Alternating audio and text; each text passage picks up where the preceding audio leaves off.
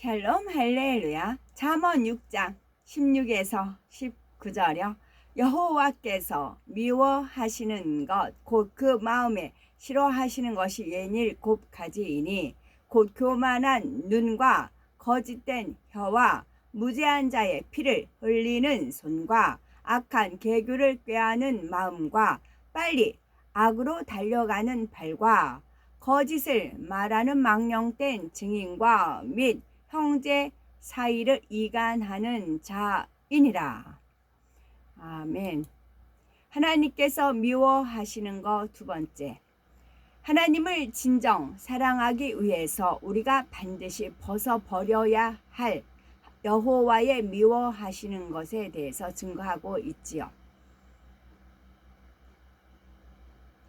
두 번째, 거짓된 혀입니다. 거짓된 혀의 대표적인 인물로는 악한 거짓말과 쾌계를 써서 자신의 욕심을 채우고 사람을 죽였을 뿐만 아니라 백성들 또한 악을 행하게 한 이세벨에 대해서 말씀드렸지요. 또 자신의 유익을 위해서 상대를 속여 삼손에게 큰 해를 입힌 드릴라와 아합 왕 때 400인의 거짓 선지자에 대해서 말씀드렸고요. 거짓말은 자신의 유익을 구하고 남의 것을 탈취하며 상대를 괴롭히고 죽이기까지 합니다. 자신은 그냥 말을 내었다 하지만 그로 인해서 상대는 상처를 입고 고통을 당하지요. 내가 누군가의 거짓말로 인해서 모함을 받거나 괴로움을 당해서 쉼이 낮아지고 큰 해를 입는다면 얼마나 고통스럽겠습니까? 그러니 우리는 오직 선과 사랑의 말, 진실한 말을 내는 사람이 되기 위해 항상 기도해야 합니다. 거짓말의 유형에 대해서 좀 더 살펴보면은 어떤 악의를 가지고 속이는 것은 아니지만 자신의 말과 마음을 지키지 못함으로 결과적으로 거짓말이 되는 경우가 있습니다. 마태복음 26장 33절에 베드로가 대답하여 가로되 다 주를 버릴지라도 나는 언제든지 버리지 않겠나이다 하였으나 예수님께서 잡히시자 베드로는 예수님을 부인하였습니다. 당시 베드로는 거짓말할 마음이 전혀 없었지만 아직 성령 받기 전의 사람이라 생명의 위협을 느끼자 자신의 마음을 지킬 수가 없었지요. 이렇게 육은 변개합니다. 예를 들어 세상에 많은 사람들이 담배를 끊고자 결심해도 결국 작심삼일로 끝나는 것을 볼 수가 있지요. 신앙 안에서도 그렇습니다. 육의 사람들은 충만했다가도 힘든 일을 만나면 은혜를 잊어버리고 불평하며 낙심하지요. 더욱이 초신자는 성령 충만할 때는 변함없이 하나님을 사랑하고 생명 다해 충성할 것 같이 고백하지만 몇 달 가지 못해서 그 다짐이 사라지는 경우도 있습니다. 믿음이 있는 일꾼이라 해도 그 고백을 지킬 수 없도록 원수마귀 사단은 시시각각 역사합니다. 그래서 마태복음 26장 41절에 시험에 들지 않게 깨어 있어 기도하라. 마음에는 원이 로되 육신이 약하도다 하셨고 베드로전서 4장 7절에는 만물의 마지막이 가까웠으니 그러므로 너희는 정신을 차리고 근신하여 기도하라 말씀하셨지요. 그러니 우리는 결코 선줄로 생각지 말고 항상 깨어 기도하여 온전한 진리의 사람으로 변화되기를 쉬지 않아야 합니다. 이스라엘의 사울 왕과 다윗을 통해서도 육의 고백의 거짓됨과 영의 사람의 진실함을 깨우칠 수가 있습니다. 사무엘상 24장에는 사울 왕이 3천 군사를 이끌고 다윗을 죽이기 위해 쫓는 장면이 나오지요. 그런데 굴에 있어서 사울이 그곳에 들어가 쉬다가 잠이 들었습니다. 그 굴 깊은 곳에는 다윗과 그 일행이 있었기에 다윗의 사람들은 사울 왕을 죽일 수 있는 절호의 찬스라고 생각했지만 선한 다윗은 하나님의 기름 부음 받은 왕을 죽일 수 없다며 사울의 겉옷자락만 가만히 베어 왔습니다. 사울 왕이 일어나 굴에서 나가자 다윗은 뒤에서 내 주 왕이여 외치며 땅에 엎드려 절하고 그 옷자락을 보여주면서 나는 왕에게 범죄한 일이 없나이다. 내 손으로는 왕을 해하지 않겠나이다. 라고 말합니다. 사울은 자신을 죽일 수 있는 상황에서도 선대하는 다윗에게 소리 높여 울며 말하지요. 나는 네가 반드시 왕이 될 것을 알고 이스라엘 나라가 네 손에 견고히 설 것을 아노니 그런즉 너는 내 후손을 끊지 아니하며 내 아비의 집에서 내 이름을 멸하지 아니할 것을 이제 여호와로 내게 맹세하라. 다윗이 왕이 될 것을 인정하고 그에게 자기 후손까지 부탁합니다. 이처럼 사울 왕은 진심으로 고백했지만 사무엘상 26장을 보면 다시 다윗을 잡아 죽이려고 쫓는 장면이 나옵니다. 병기하는 육의 사람이었기 때문에 그 고백을 지킬 수가 없었습니다. 반면 다윗은 어떠했습니까? 그는 끝까지 사울 왕의 아들 요나단과의 약속을 지켰으며 사울과의 맹세도 지켰습니다. 다윗은 왕이 된 후 사울의 집에 남아있는 사람을 찾아 요나단의 아들 무비보셋에게 은총을 베풀었지요. 사울에 속한 재산을 다 그에게 주고 자신의 왕자 중 하나처럼 왕의 상에서 먹도록 해주었습니다. 다윗은 하나님의 사랑받는 진실한 영적인 사람이므로 자기가 맹세한 것을 지켰습니다. 다음으로는 본의 아니게 거짓말하는 경우를 살펴보겠습니다. 일반적으로 하얀 거짓말이라고 표현하기도 하는데 그 중에는 하나님께서 죄로 여기지 않는 거짓말도 있습니다. 생명을 살리기 위해 피치 못하게 거짓말하는 경우이지요. 여호수아 2장에 나오는 여리고성에 살던 기생 라합이 하나님의 뜻을 알고 이스라엘 정탐꾼들을 숨겨준 것을 예로 들 수가 있겠죠. 여리고 왕이 보낸 사람들이 정탐꾼을 잡으려고 라합의 집에 들이닥쳤는데 라합이 그들이 어디 갔는지 알지 못하니 급히 따라가라고 거짓말을 하여 돌려보냈지요. 그러면 좋은 거짓말, 하얀 거짓말은 죄가 되지 않으니까 해도 될까요? 그렇지 않습니다. 그러면 좋은 거짓말, 하얀 거짓말은 죄가 되지 않으니까 해도 될까요? 그렇지 않습니다. 아무리 하얀 거짓말이라도 하지 않는 것이 더 바람직하지요.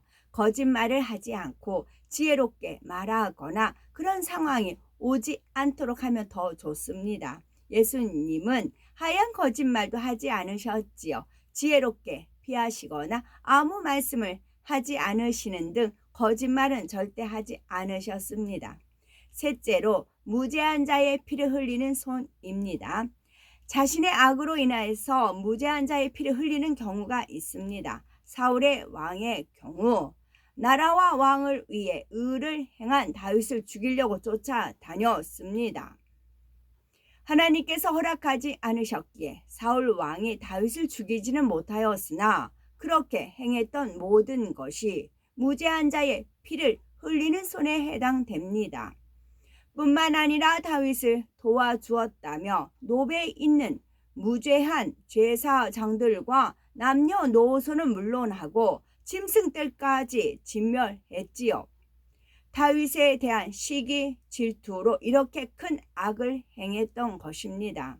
그러므로 우리 마음에 시기, 우리 마음의 질투, 우리 마음의 미움, 우리 마음의 원망, 우리 마음의 서운함과 같은 악의 이런 큰 죄를 낳을 수 있음을 알아야 합니다.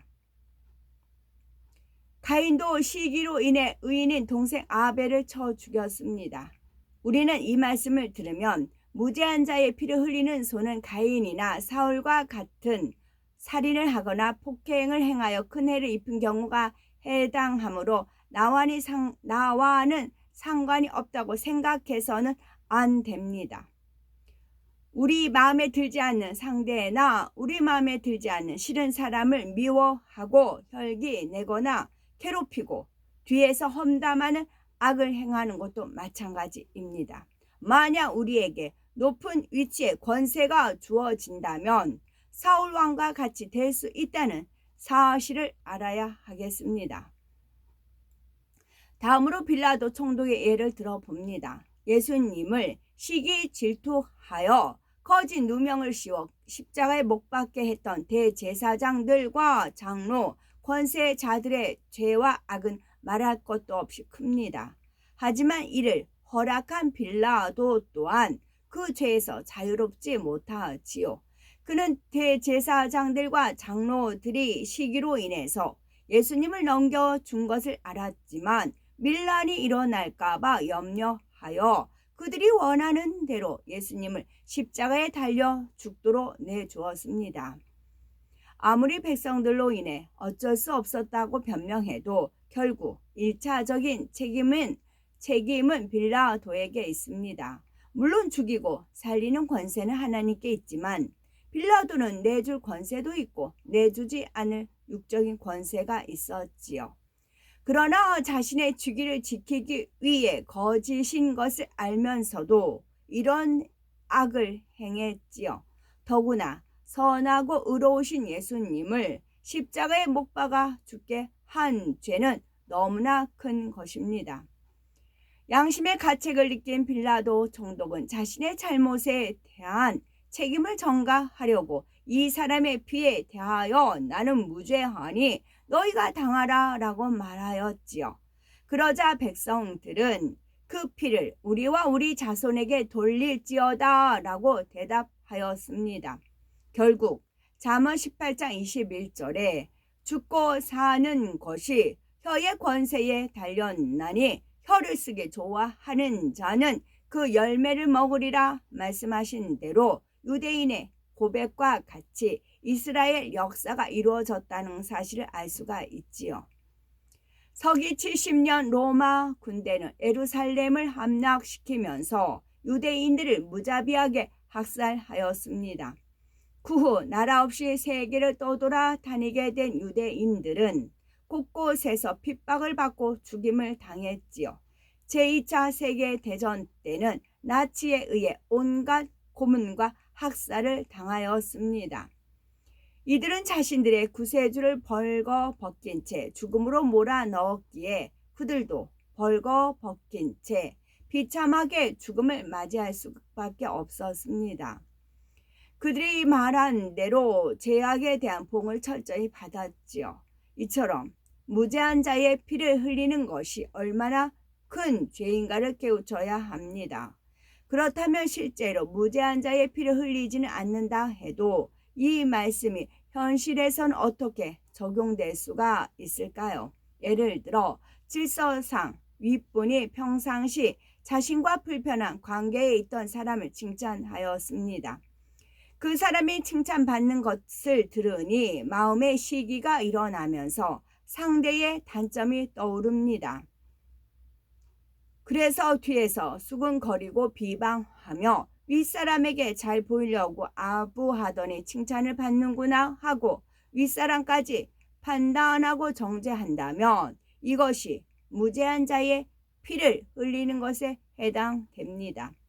요한일서 3장 15절에 그 형제를 미워하는 자마다 살인하는 자니 말씀한 대로 영적인 살인이기 때문이지요.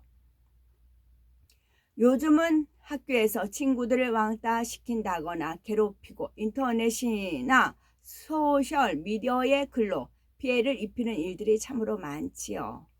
상대를 험담하는 글이나 거짓으로 만든 글을 퍼뜨려 큰 고통을 주고 죽음에까지 몰아가는 일들도 있습니다. 세상에서도 이런 일들을 큰 죄로 다루고 있는데 하나님께서는 뭐라고 하실까요? 당연히 죄라 하십니다. 마음이나 생각으로도 짓는 죄도 마찬가지고요. 삶의 지혜가 기록된 잠언 1장 16에서 19절을 보면 타인의 생명을 잃게 하고 해를 가하며 타인을 힘들게 하는 것이 결국 자신에게 되돌아온다는 사실을 분명히 말씀하고 있습니다. 그러니 우리는 잠깐의 유익이나 자신의 악한 감정 때문에 상대에게 악을 행하는 것은 결국 자신의 생명을 잃게 하는 것임을 명심하여 하나님의 자녀답게 항상 선과 의와 진실만을 쫓아 행하심으로 하나님 사랑과 축복이 넘쳐 나가는 복된 우리가 되셔야 되겠습니다. 아멘.